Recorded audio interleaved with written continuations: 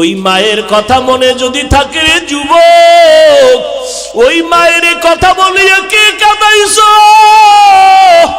পায়ে হাত রেখে বলি, যা যদি মা বেঁচে থাকে পাও ধরিয়া ক্ষমা নাও। কারণ মায়ের চোখের পানি ছাড়া তুমি আজকে টাকার মালিক হতে পারো নাই। ওই মাকে ধমক দিয়া কত চোখের পানি ফালাইছো রে সন্তান। ওই মা তোরে যদি দোয়া না করে তোর জন্য জাহান্নাম হারাম হয়ে যাবে। ওই বাবারে ভুলিয়া কেমনে আরামে ঘুমাও? ওই মাকে ভুলিয়া কেমনে আরামে ঘুমাও? ও যুবক, এত নিষ্ঠুর কেন হইলি? চোখেও কি একটু পানি আসবে না রে বাবা? ওই মাকে হারাইয়া বাবারে হারাইয়া কেমনে ঘুমাও? এক ফোঁটা চোখের পানি ছেড়ে দিয়া দোয়া কর। ওই বাবাই কবরের থেকে দোয়ার অপেক্ষায় তাকাইয়াছে। ওই বাবার চেহারাটাও কি মনে পড়ে না রে সন্তান? ওই মায়ের চেহারাটাও কি মনে পড়ে না রে সন্তান? এত নিষ্ঠুর কেন হইলি রে বাবা? ওই মা বাবার চেহারাও কি মনে পড়ে না? অন্তরে কি একটু মায়া আসবে না রে বাবা? আল্লাহর নবী সাহাবী ওমরের সামনে দাঁড়ায় বান্দা কান্না করে আর বলেন, খলিফাতুল মুসলিমিন, আমি যুদ্ধের ময়দানে যাব না। আমার স্ত্রী আমাকে সান্ত্বনা দিয়া বলে, স্বামী তুমি যুদ্ধের ময়দানে যাও, আল্লাহ তাআলা আমাকে হেফাজত করবে। হেফাজতের মালিক আমার আল্লাহ, আর কেউ হেফাজত করতে পারবে না। ও পর্দার আড়ালের আম্মা জান, দুনিয়ার থেকে একদিন চলিয়া যাবেন, 5টা সাদা কাফনের প্যাকেট হয়ে যাবে। দুনিয়ার কোন মহিলারাও 2 দিন কথা বলবে আর খবর নিবে না। কিন্তু পায়ে হাত রেখে বলে যাই রে মা, ভালো কোরআনওয়ালা একটা সন্তান যদি দুনিয়াতে রেখে যাও রে মা, ওই সন্তানকে দেখে দেখে দুনিয়াওয়ালারা দোয়া করবে। ও যুবক, স্কুলে পড়ো, কলেজে পড়ো, আলহামদুলিল্লাহ বাধা নাই, তবে মা বাবার দোয়া নাও। ওই মায়ের আদর্শ নিয়ে চলো। এরে আম্মা জান, এই দুনিয়াতে ভালো ভালো সন্তান হওয়ার পেছনে মায়ের অবদান, মায়ের আদর্শ। এরে আম্মা জানেরা, ও আব্বা জানেরা, কলিজা ভরিয়া দোয়া করিয়া সন্তানকে ডাক্তার বানাবেন, তবে বেয়াদব বানাবেন না। সন্তানটাকে ইঞ্জিনিয়ার বানাবেন, তবে অনুরোধ বেয়াদব বানাবেন না। সন্তানটাকে আপনি একজন প্রফেসর বানাবেন, তবে অনুরোধ বেয়াদব বানাবেন না। আপনাদের আদর্শ দিয়া সন্তানকে মানুষ বানাইয়া যাবেন, আল্লাহর কোরআনটা সিনায় ঢুকাইয়া দিয়া যাবেন রে মা বাবারা। সন্তান যদি ডাক্তার হয় আর কোরআন পড়নেওয়ালা হয়, আপনাদের জন্য কলিজা ভরে কবরের কিনারায় কোরআন পড়ে দোয়া করবে। এলাকার মুরব্বীরা দোয়া করবে, মা দুনিয়া থেকে মরিয়া গেল, একটা ভালো সন্তান রাখিয়া গেছে। ওই সন্তানের ব্যবহারে আলেমরা খুশি হবে, মুরব্বীরা খুশি হইয়া দোয়া করবে। শুধু সন্তান দোয়া পাবে না, আপনার ভালো সন্তানের কারণে আপনি মাও কবরে বসে বসে দোয়া পাইতে থাকবেন রে আম্মা জান। আল্লাহর বান্দি দোয়া করে দিল স্বামীর জন্য। স্বামী বলে, ও খলিফাতুল মুসলিমিন, আমি আমার স্ত্রীর সান্ত্বনার বাণী পাইয়া আমি যুদ্ধে যাওয়ার জন্য রেডি হয়ে গেলাম। যুদ্ধের প্রস্তুতি নিয়ে যখন বের হব, ঠিক এমন সময় আমার স্ত্রী আমাকে আবার একটা পরামর্শ দিল, ও স্বামী আমার, তুমি আমাকে ঘরে একা রেখে যাইতেছো, 2 রাকাত নামাজটা পড়িয়া দোয়া করিয়া যাও, আমার গর্ভে একটা বাচ্চা আছে, আল্লাহর কাছে দোয়া করো হেফাজতের জন্য।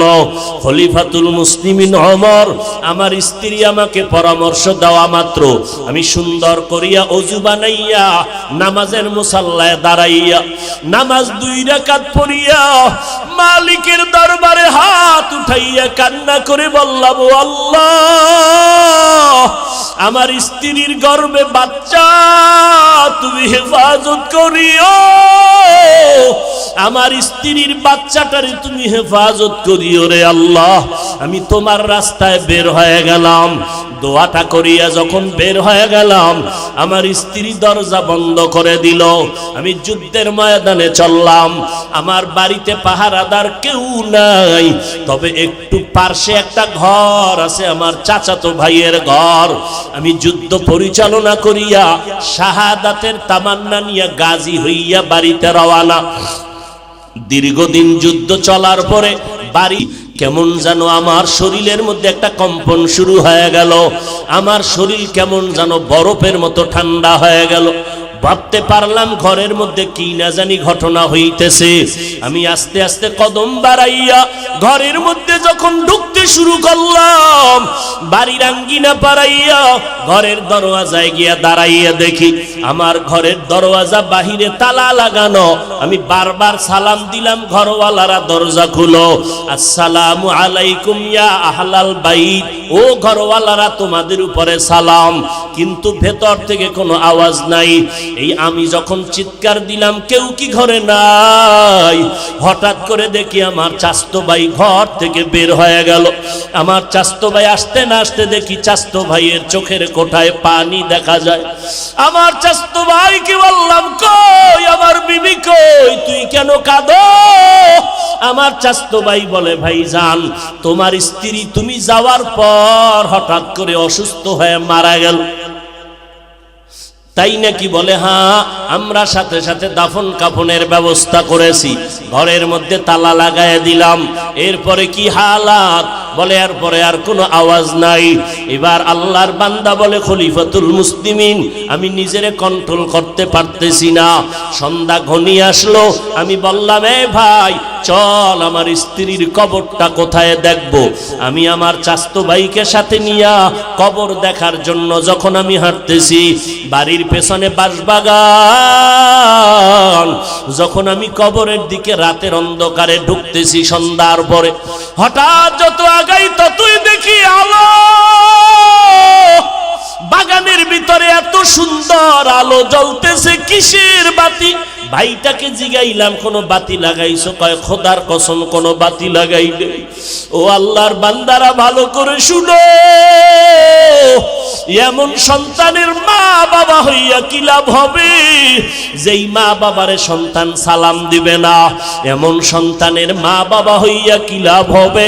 যেই সন্তান মা বাবার খেদমত করবে না, এমন মা বাবার সন্তান দুনিয়াতে রেখে কি লাভ হবে রে মা ও বাবাজিরা? যেই সন্তান তোমার ইজ্জত নষ্ট করবে, মায়ের ইজ্জত নষ্ট করবে রে বাবা। এবার আল্লাহর বান্দা বলে, আমি যত কবরের দিকে আগাই দেখি কবরের উপরে আলো জ্বলতেছে।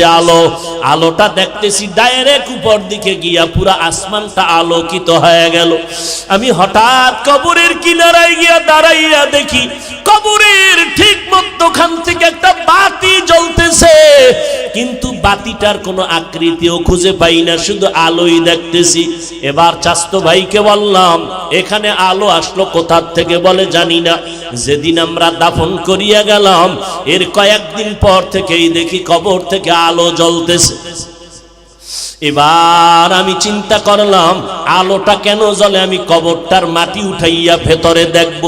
আমার চাচতো ভাইটাকে বললাম, রে ভাই কবর খনন করার হাতিয়ার যন্ত্র নিয়ে আসো, আমি কবরটা খনন করে দেখব। আমার ভাইটা যখন ঘরের দিকে রওনা দিয়া চলে যাইতেছে, আমি এদিকে দাঁড়ায় আছি আর চোখের পানিগুলো পড়তেছে। হঠাৎ আমার ভাই যন্ত্র আনতে না আনতে আমার ভাই ঘরের মধ্যে যাইয়া পৌঁছতেও পারে নাই। আমি নজর করে দেখি কবরটা মাঝখান দিয়া ফাঁকা হয়ে গেছে। আমি একটু নজর দিয়ে দেখি আমার স্ত্রীর বুকের উপরে ওই সন্তানটা খেলাধুলা করতেছে, আর ওই সন্তানের ফুটন্ত আলোটা উপরের দিকে যাইতেছে। আমি এবার সন্তানটাকে ধরার জন্য একটু চিন্তা করতেছি, হঠাৎ করে গাইবি আওয়াজ কে যেন আমাকে বলে, ভেতরে নাম। ওই সন্তানটারে কোলের মধ্যে জড়াইয়া তাড়াতাড়ি বের হয়ে যাও। আমি নিচে নামার পর ওই সন্তানটাকে কোলের মধ্যে জড়াইয়া উপরে উঠতেছি, আবার আওয়াজ কে যেন আমাকে গাইবে আওয়াজ দিয়া কয়, এই আল্লাহর বান্দা, যুদ্ধের ময়দানে যাওয়ার সময় নামাজে দাঁড়াইয়া আল্লাহর কাছে দোয়া করেছিলি স্ত্রীর গর্ভের বাচ্চাটারে হেফাজত করো, সাথে সাথে আরশে আজিমে তোর দোয়া কবুল হয়ে গেছে। ওই সময় যদি বাচ্চাটার হেফাজতের দোয়ার সাথে সাথে বাচ্চার মা তোমার স্ত্রীর কথাও বলতা, আল্লাহ স্ত্রীটাকেও হেফাজত করতেন। ভাইরা আমার, এরে আম্মা জানেরা, ওই আল্লাহর বান্দা ওমরে ফারুকের সামনে দাঁড়ায় কান্না করে, পয়গম্বর, আমার ঘরে একজন বিবি আর আমি স্বামী, আর কেউ নাই। আল্লাহর কুদরত, আল্লাহর কাছে কান্না করেছি, আল্লাহ আমার স্ত্রীর গর্ভে একটা নেককার সন্তান দাও। আমি কান্না করে করে আল্লাহর কাছে নামাজে দোয়া করেছি, আল্লাহ আমার স্ত্রীর গর্ভে একটা নেককার সন্তান দান করেছেন। আমার স্ত্রীও নেককারিনী, নামাজ বন্ধ নাই, বেপরদার একটা সেকেন্ডও কোথাও যায় না, ঘরের মধ্যে থেকে থেকে দোয়া করে। এর নবীর উম্মতের দল, স্বামীর জন্য দোয়া করা নারী বড় ভাগ্যবতী নারী। ওই ঘরটা হবে জান্নাতের বাগান। ও মিয়া, টাকা তো কোটি কোটি টাকা কামাই করিয়াও খাইতে পারে না, ঘুমাইতে পারে না। আর অনেক গরিব আছে শান্তিতে আরামে খায় আর ঘুমায়, কোনো পেরেশানি নাই। এক হাতে তালি বাজে না, বিনা বাতাসে নদীর পানি যেমন নড়ে না। স্বামী আর স্ত্রীর মন যদি এক না হয়, ওই সংসারে জান্নাতের ফুল ফুটে না। আল্লাহর বান্দি দোয়া করে, স্ত্রীর গর্ভে বাচ্চা এসে গেছে, দুনিয়াতে আসার বাকি কয়েকদিন, কয়েক মাস মাত্র, অল্প কয়েকদিন। হঠাৎ করে আমার কানের মধ্যে আওয়াজ, জিহাদের ময়দানে যেতে হবে, তৈয়ার হয়ে যাও। বেঈমানেরা যেইভাবে মুমিনের পেছনে লেগেছে, ঘুমাইয়া থাকার সময় নাই, রেডি হইয়া যাও, যুদ্ধে যেতে হবে। মুমিন এবার চিন্তায় পড়ে গেছি। ওমরে ফারুক শুনতেছেন, এমন পেরেশান হয়ে গেলাম, আমার স্ত্রী একা, পাহারা দেওয়ার কেউ নাই, আবার আমার স্ত্রীর গর্ভে বাচ্চা। এই অসুস্থতা অবস্থায় কেমনে আমি জিহাদের ময়দানে যাব? এই ঘুমাইতেছেন নি আপনারা? কাম সারা কাজে পুরা নস করেন তো, আমরা একটু রেস্ট নেই, আপনি চালায় যান। আল্লাহ হেদায়েত দান করুন। যাব আর একটু সামনে যাব, আল্লাহ কবুল করেন। আর জোরে বলেন হা। ওমরে ফারুক ঘটনা শুনতেছেন। ঘটনার বিবরণ দানকারী সাহাবী যায়েদ বিন আসলাম রাদিয়াল্লাহু আনহু। ওই লোকটা বলে, পয়গম্বর, আমি স্ত্রী গর্ভধারিণী, বাচ্চা অন্ত পেটের মধ্যে, আবার অসুস্থ, আবার ঘরে পাহারা দেওয়ার কেউ নাই, ওদিকে জিহাদের ডাক আসছে, এখন আমি কি করব?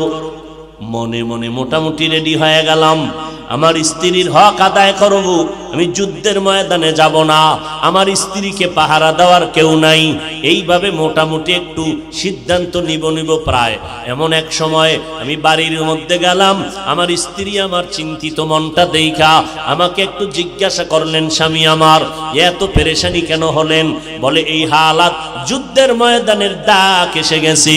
স্ত্রী বলে, স্বামী আমার পেরেশান হবেন না, আল্লাহকে রাজি কইরা চললেই আল্লাহ আমাদের শান্তি দিবে। আর আপনাদের ম্যাডামদের খবর কি? আজান হয়ে গেছে, ঘরের মধ্যে কাজ আছে, নামাজের কথা পড়ে আগে আমাকে মার্কেটে নাও, নামাজ পড়ে আগে আমার মনের আশাটা পূরণ করে দাও। শান্তি দেওয়ার মালিক আমার আল্লাহ। ওর মা পর্দার আড়ালের আম্মা জানেরা, এই জন্যই তো পয়গম্বর বলেন, যেখানে বিয়া করবা বিবাহের আগে দেখবা ওই ঘরের মা নামাজিনী, কোরআন পড়নেওয়ালানি, যার কলিজার মধ্যে কোরআন আছে, ওই ঘরটাই হবে জান্নাতের বাগান।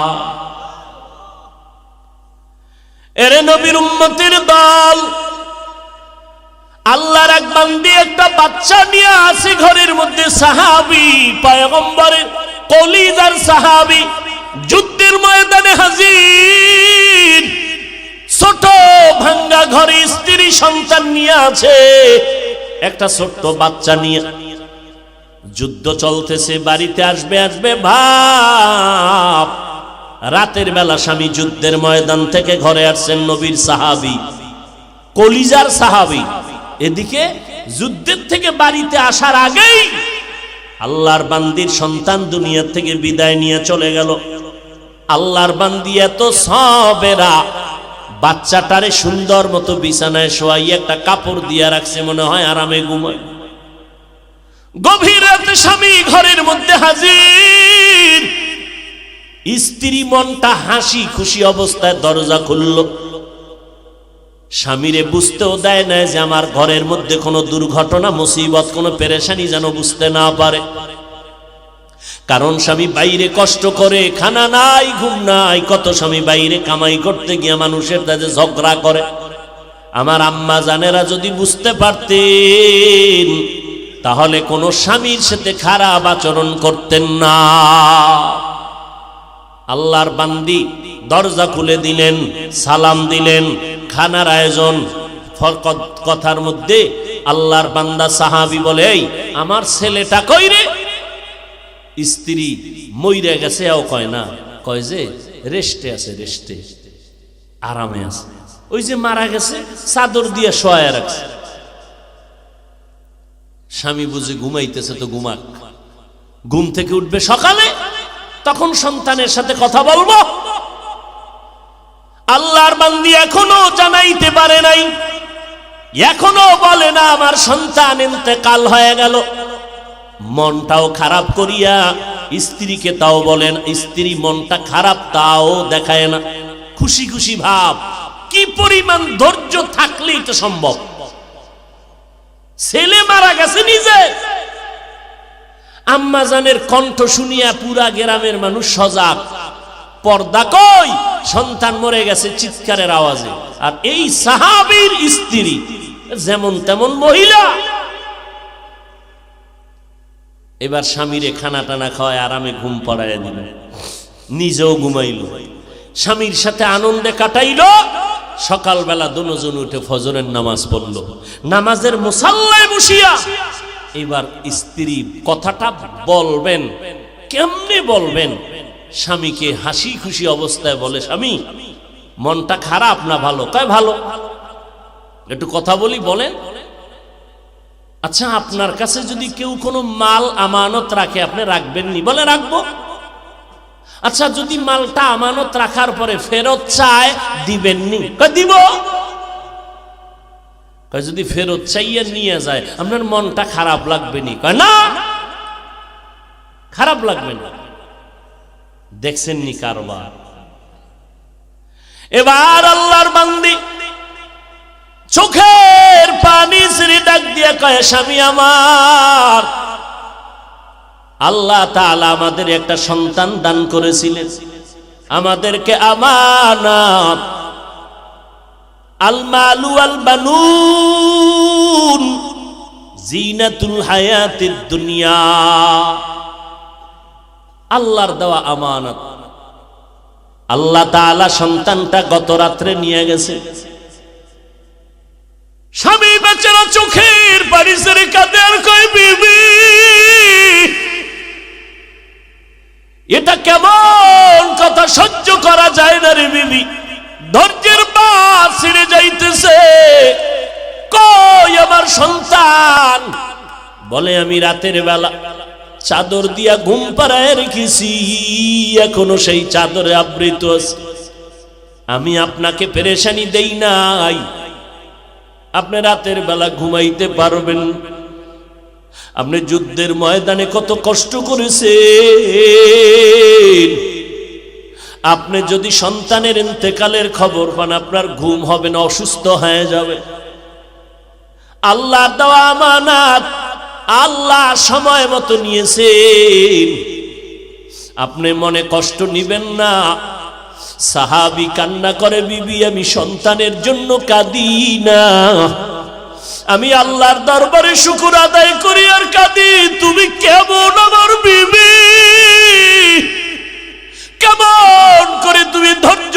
করেছো রে বিবি।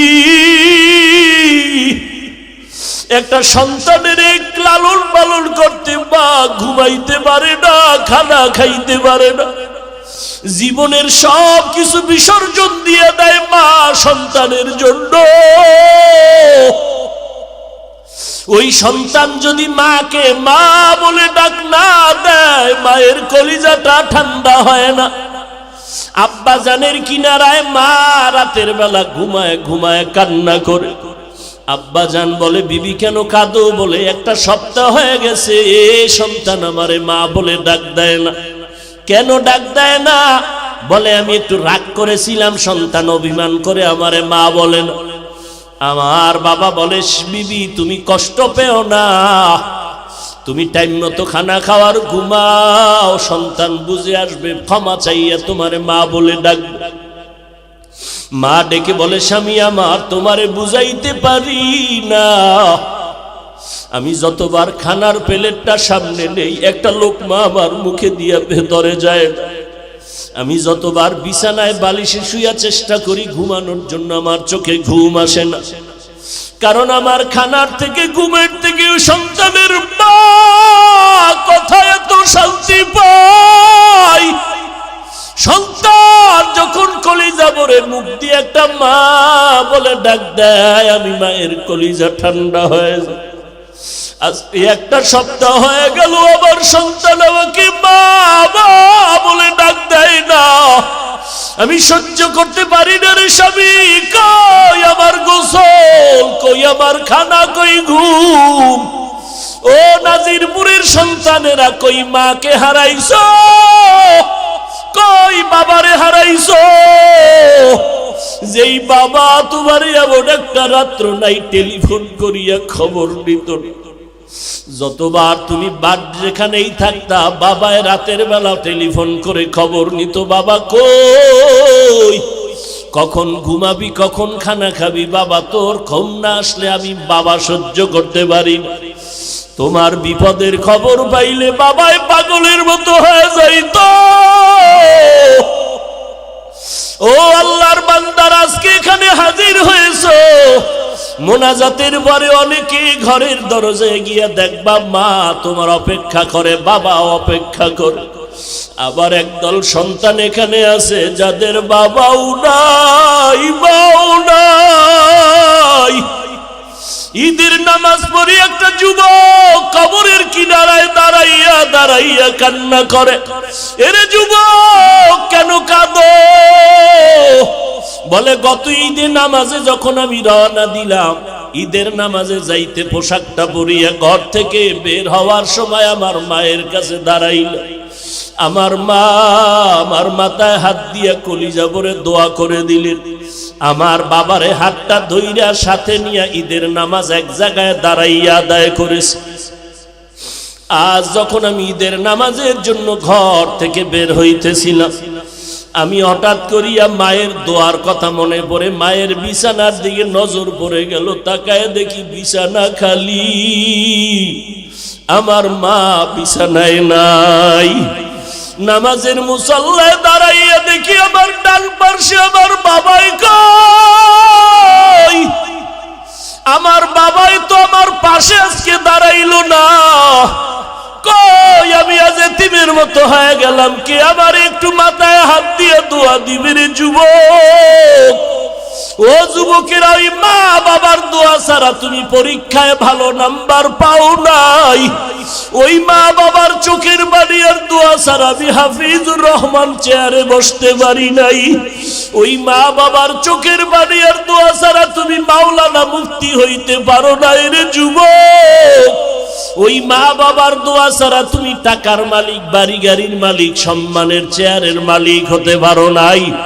ওই মায়ের কথা মনে যদি থাকে রে যুবক, ওই মায়ের কথা বলিয়া কে কাঁদাইছো? পায়ে হাত রেখে বলি, যা যদি মা বেঁচে থাকে পাও ধরিয়া ক্ষমা নাও। কারণ মায়ের চোখের পানি ছাড়া তুমি আজকে টাকার মালিক হতে পারো নাই। ওই মাকে ধমক দিয়া কত চোখের পানি ফালাইছো রে সন্তান। ওই মা তোরে যদি দোয়া না করে তোর জন্য জাহান্নাম হারাম হয়ে যাবে। ওই বাবারে ভুলিয়া কেমনে আরামে ঘুমাও, ওই মাকে ভুলিয়া কেমনে আরামে ঘুমাও। ও যুবক, এত নিষ্ঠুর কেন হইলি? চোখেও কি একটু পানি আসবে না রে বাবা? ওই মাকে হারাইয়া বাবারে হারাইয়া কেমনে ঘুমাও? এক ফোঁটা চোখের পানি ছেড়ে দিয়া দোয়া কর। ওই বাবাই কবরের থেকে দোয়ার অপেক্ষায় তাকাইয়াছে। ওই বাবার চেহারাটাও কি মনে পড়ে না রে সন্তান? ওই মায়ের চেহারাটাও কি মনে পড়ে না রে সন্তান? এত নিষ্ঠুর কেন হইলি রে বাবা? ওই মা বাবার চেহারাও কি মনে পড়ে না? অন্তরে কি একটু মায়া আসবে না রে বাবা? আল্লাহর নবী সাহাবী ওমরের সামনে দাঁড়ায় বান্দা কান্না করে আর বলেন, খলিফাতুল মুসলিমিন, আমি যুদ্ধের ময়দানে যাব না। আমার স্ত্রী আমাকে সান্ত্বনা দিয়া বলে, স্বামী তুমি যুদ্ধের ময়দানে যাও, আল্লাহ তাআলা আমাকে হেফাজত করবে। হেফাজতের মালিক আমার আল্লাহ, আর কেউ হেফাজত করতে পারবে না। ও পর্দার আড়ালের আম্মা জান, দুনিয়ার থেকে একদিন চলিয়া যাবেন, 5টা সাদা কাফনের প্যাকেট হয়ে যাবে। দুনিয়ার কোন মহিলারাও 2 দিন কথা বলবে আর খবর নিবে না। কিন্তু পায়ে হাত রেখে বলে যাই রে মা, ভালো কোরআনওয়ালা একটা সন্তান যদি দুনিয়াতে রেখে যাও রে মা, ওই সন্তানকে দেখে দেখে দুনিয়াওয়ালারা দোয়া করবে। ও যুবক, স্কুলে পড়ো, কলেজে পড়ো, আলহামদুলিল্লাহ বাধা নাই, তবে মা বাবার দোয়া নাও, ওই মায়ের আদর্শ নিয়ে চলো।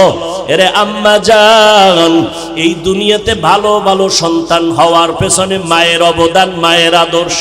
এরে আম্মা জানেরা, ও আব্বা জানেরা, কলিজা বরিয়া দোয়া করিয়া সন্তানকে ডাক্তার বানাবেন, তবে বেয়াদব বানাবেন না।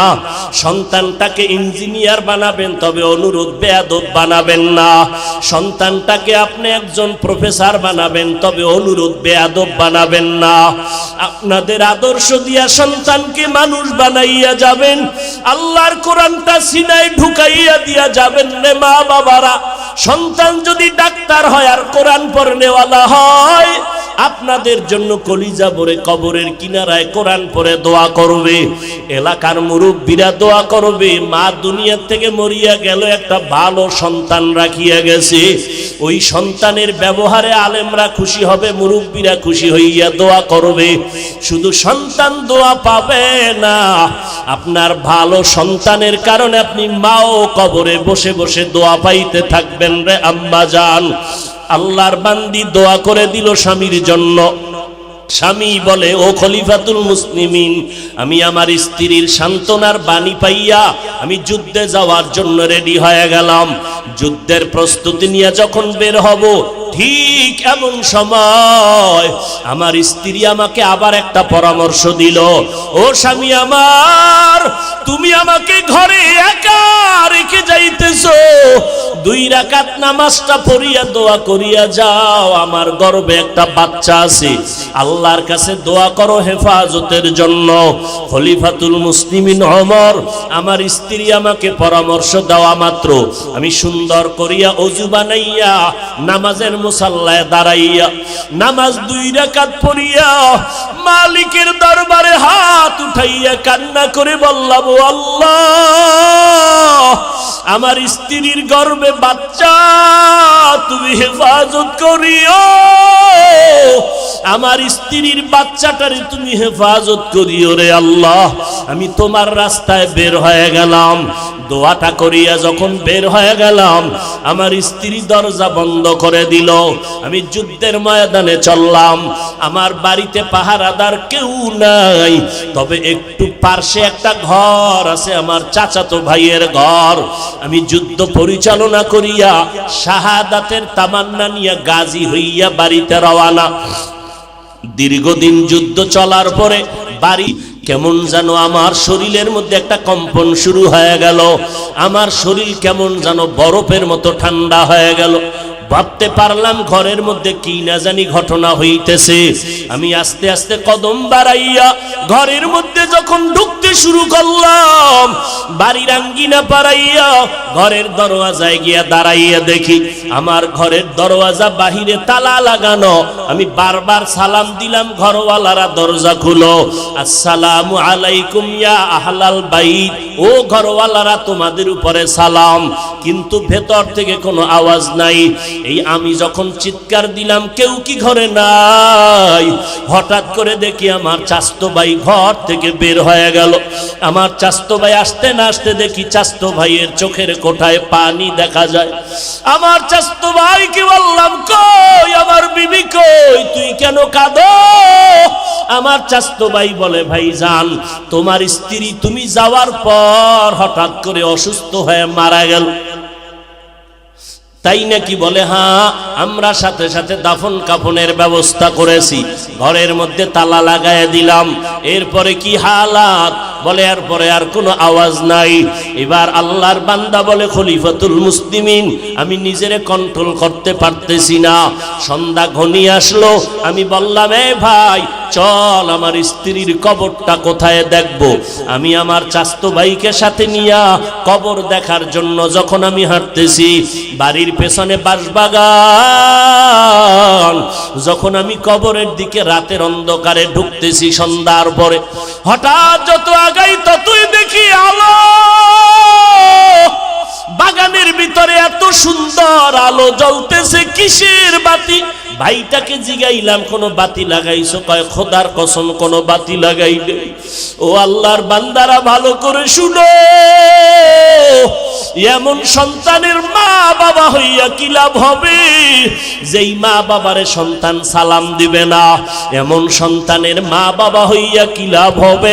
যেই সন্তান মা বাবার খেদমত করবে না, এমন মা বাবার সন্তান দুনিয়াতে রেখে কি লাভ হবে রে মা ও বাবাজিরা? যেই সন্তান তোমার ইজ্জত নষ্ট করবে, মায়ের ইজ্জত নষ্ট করবে রে বাবা। এবার আল্লাহর বান্দা বলে, আমি যত কবরের দিকে আগাই দেখি কবরের উপরে আলো জ্বলতেছে।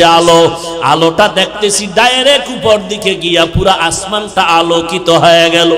আমি হঠাৎ কবরের কিনারায় গিয়া দাঁড়াইয়া দেখি কবরের ঠিক মধ্যখান থেকে একটা বাতি জ্বলতেছে, কিন্তু বাতিটার কোনো আকৃতিও খুঁজে পাই না, শুধু আলোই দেখতেছি। এবার চাচতো ভাইকে বললাম, এখানে আলো আসলো কোথা থেকে? বলে জানি না, যেদিন আমরা দাফন করিয়া গেলাম এর কয়েকদিন পর থেকেই দেখি কবর থেকে আলো জ্বলতেছে। এবার আমি চিন্তা করলাম আলোটা কেন জ্বলে, আমি কবরটার মাটি উঠাইয়া ভেতরে দেখব। আমার চাচতো ভাইটাকে বললাম, রে ভাই কবর খনন করার হাতিয়ার যন্ত্র নিয়ে আসো, আমি কবরটা খনন করে দেখব। আমার ভাইটা যখন ঘরের দিকে রওনা দিয়া চলে যাইতেছে, আমি এদিকে দাঁড়ায় আছি আর চোখের পানিগুলো পড়তেছে। হঠাৎ আমার ভাই যন্ত্র আনতে না আনতে আমার ভাই ঘরের মধ্যে যাইয়া পৌঁছতেও পারে নাই। আমি নজর করে দেখি কবরটা মাঝখান দিয়া ফাঁকা হয়ে গেছে। আমি একটু নজর দিয়ে দেখি আমার স্ত্রীর বুকের উপরে ওই সন্তানটা খেলাধুলা করতেছে, আর ওই সন্তানের ফুটন্ত আলোটা উপরের দিকে যাইতেছে। আমি এবার সন্তানটাকে ধরার জন্য একটু চিন্তা করতেছি, হঠাৎ করে গাইবি আওয়াজ কে যেন আমাকে বলে, ভেতরে নাম, ওই সন্তানটারে কোলের মধ্যে জড়াইয়া তাড়াতাড়ি বের হয়ে যাও। আমি নিচে নামার পর ওই সন্তানটাকে কোলের মধ্যে জড়াইয়া উপরে উঠতেছি,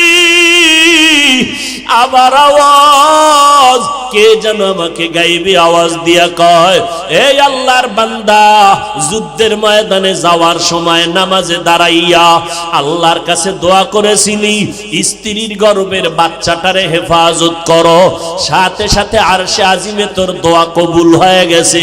ওই সময় যদি বাচ্চাটার হেফাজতের দোয়ার সাথে সাথে বাচ্চার মা তোমার স্ত্রীর কথাও বলতা, আল্লাহ স্ত্রীটাকেও হেফাজত করতেন। খলিফাতুল মুসলিমিন আমার মাওলা পাকের কুদরতের থেকে এই বাচ্চাটা আমি পেয়েছি। জীবনে যদি কবরস্থানে যাইতাম না, ওই বাচ্চাটারে পাইতাম না। এরে পর্দার আড়ালের মা, ও বৃদ্ধ বাবাজি, সন্তান তো ঘরে ঘরে অভাব নাই, তবে কয়জনের সন্তান আছে মা বাবারে দেখলে সালাম দেয়? কয়জন সন্তানের মা বাবা আছেন সন্তানের ব্যবহারে এলাকার মানুষ খুশি হইয়া দোয়া করে? ওই সন্তানের মা কি হইতে পারছেন যেই সন্তান কবরের কিনারায় দাঁড়ায় কোরআন পড়ে? এমন একটা সন্তানের মা বাবা কি হইতে পারলেন যেই সন্তান মা বাবার জন্য জীবনটা কোরবান করে দিতে চায়? এখনো যদি না পারেন, আল্লাহর কাছে আপনাদেরও দায়ী আছে, দোয়া করা দরকার।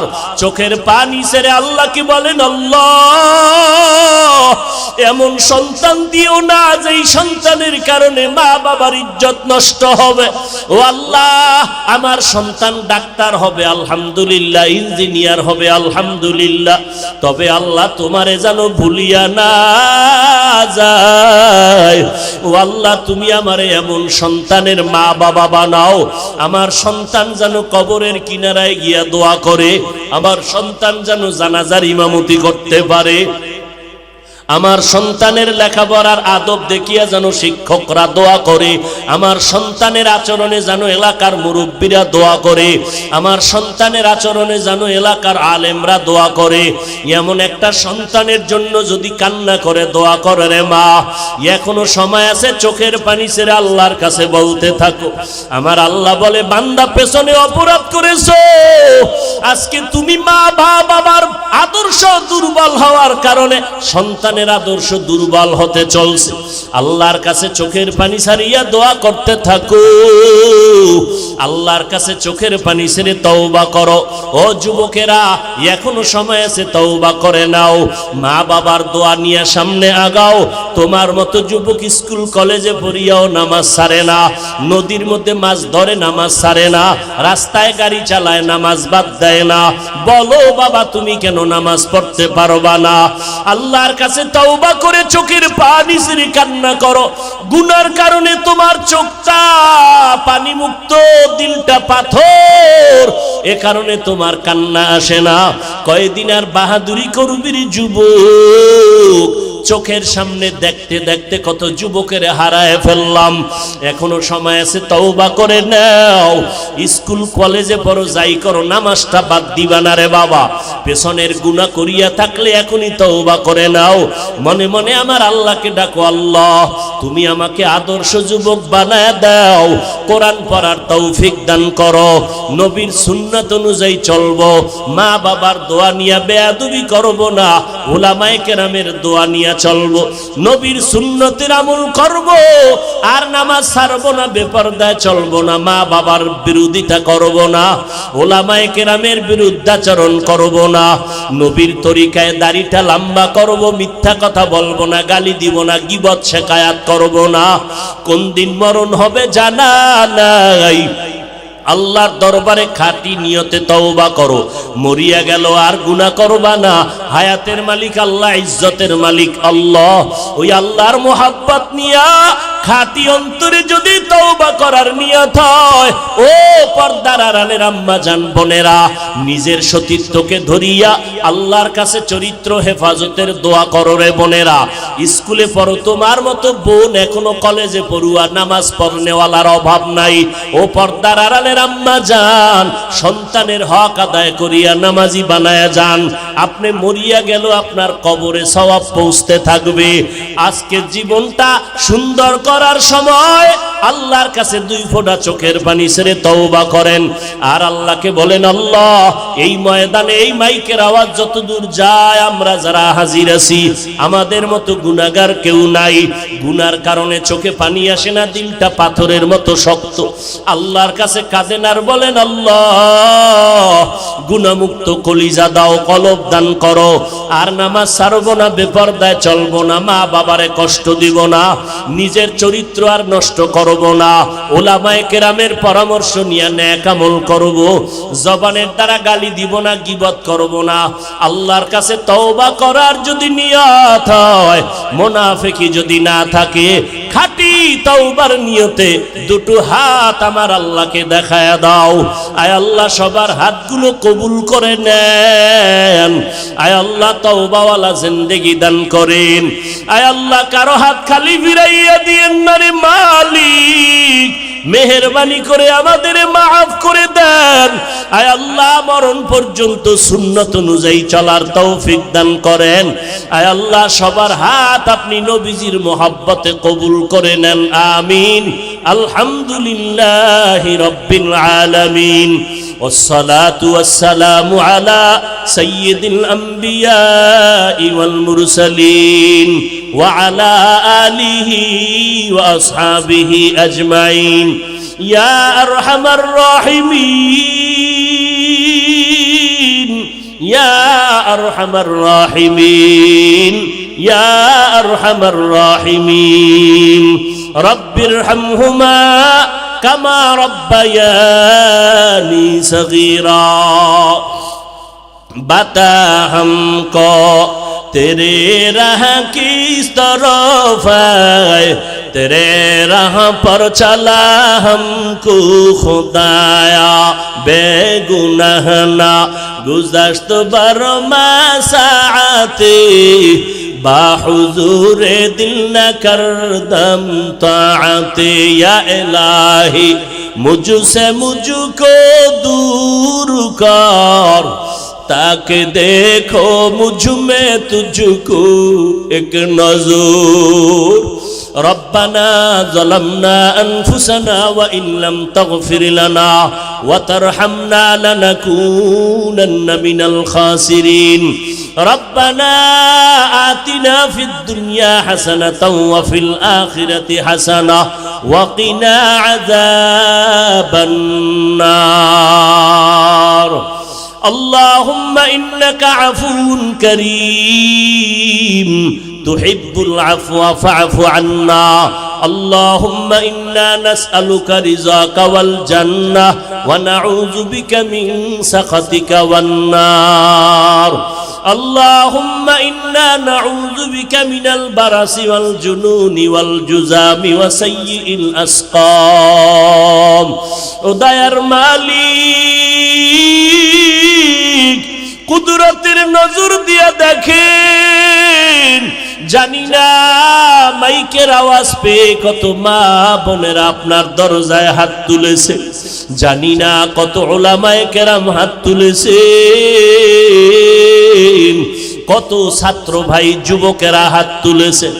আয় আল্লাহ কত ব্যবসায়ী, কত চাকরিজীবী, কত মুরব্বী হাজী সাহেব, আয় আল্লাহ এই জীবনটা দুনিয়াতে যেদিন আসছিলাম কত পবিত্র ছিল, মা বাবা কত আদর করেছিলেন, আজকে এই বয়সে গুনার কারণে শয়তানের ধোকায় পড়ার কারণে জীবনটা নাপাক হয়ে গেল। গুনার দিকে তাকাইয়া দেখি গুনার কারণে আমার হাত দুইটা নাপাক, গুনার কারণে আমার চোখ নাপাক, আমার অন্তর নাপাক, আমার জিহ্বা নাপাক। আয় আল্লাহ এই ময়দানে আমার মতো গুনাহগার কেউ নাই। ও আল্লাহ গভীর রাতে দুনিয়াওয়ালাদের বাড়ির দরজাগুলো বন্ধ, আপনার রহমতের দরজা তো বন্ধ নাই। কুদরতের নজর দিয়ে দেখেন উলামায়ে কেরামরা হাত উঠাইয়া কি চায়, মুরব্বীরা যুবকেরা ছাত্র ভাইরা কেন হাত তুলিয়া কি চায় জানি না। পর্দার আড়ালের মা বোনেরা কেন হাত তুলেছেন, আয় আল্লাহ আমরা সবাই জাহান্নামের থেকে ক্ষমা চাই, জীবনের গুনাহ থেকে মুক্ত জীবন চাই। আয় আল্লাহ তওবার নিয়ত করেছি, আর গুনাহ করব না রে আল্লাহ। আয় আল্লাহ আপনি যদি গুনার কারণে বেজার হই আমাদের